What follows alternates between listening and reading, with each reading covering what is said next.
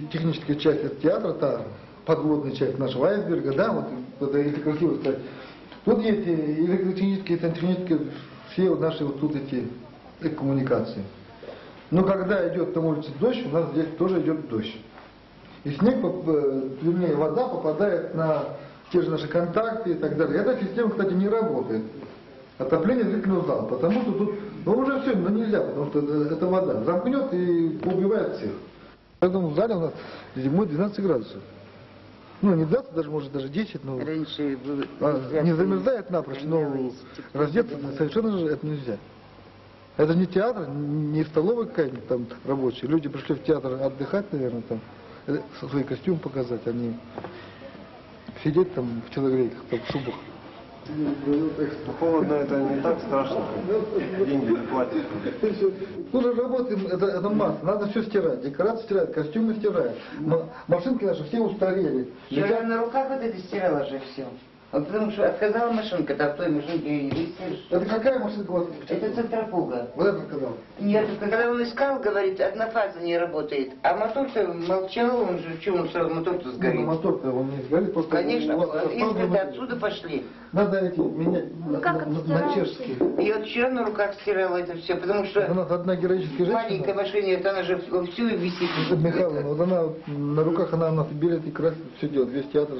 Вот на двух-трех таких энтузиастах, которые не жалеют ни здоровья, ни рук делают. Она... Людмила Михайловна Исакова. Больше нельзя. Дальше рухнет. У нас на уровне вот такого состояния. Она во время одного спектакля, она просто сама себя не выдержит. От ветхости рухнет, понимаете? Цена тоже требует ремонта. Это, смотрите, это что такое? Как на таком полу должна эта девочка пальчиком наступать? Это что такое? Это травма. Не травма, это стыдно, что люди-то приезжают. Доски купить не можно. Не в лесу живем, что ли? Доски купили, собрали щит, ну... Все есть у нас, только это, денег нет. Здание стоит на отвале, все знают, потому что ни один дом тут уже потрескался, порушился, у нас все это рушится. Я считаю, ну, нельзя, мы не должны потерять, понимаете? Вот наш театр, опера и балет, это дом.